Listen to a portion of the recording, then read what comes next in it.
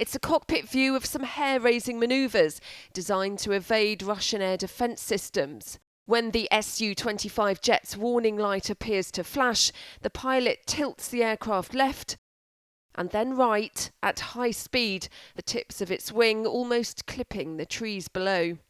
I would guess from those images they're flying at about 100 to 150 feet above the ground. We used to typically, day to day, have a 250-foot limit, and then we would be allowed in certain conditions and supervised to fly down to 100 feet. And yes, in wartime flying, Gulf War I, for example, you can go below that. But it takes a lot of skill and practice to do that. This isn't the first low-flying aircraft caught on film during this conflict, and the Russians have been seen using the tactic as well. This footage shows an extremely low-flying Russian Ka-52 helicopter, and this is a Russian Su-25 also flying very low. This is the reason why.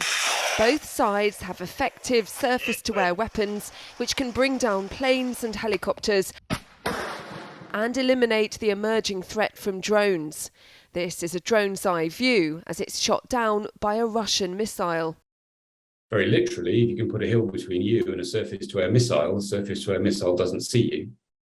And also, if there are trees around and other bits and pieces, then any surface-to-air missile is also going to find it difficult to track you because you've got all the ground clutter. Whereas an aircraft moving relatively slowly overhead, you can track that. It's against a clear blue sky, and it's much easier for a surface-to-air missile. And the final point is, if they're using radar missiles, then radars find it very difficult to cope with returns from the ground. So when you're flying low, you're actually flying in an area, if you like, of radar shadow. This is a game of cat and mouse, which has been evident since the start of this conflict.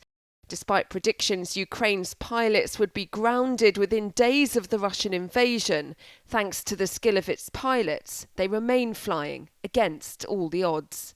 Charlotte Banks, Forces News.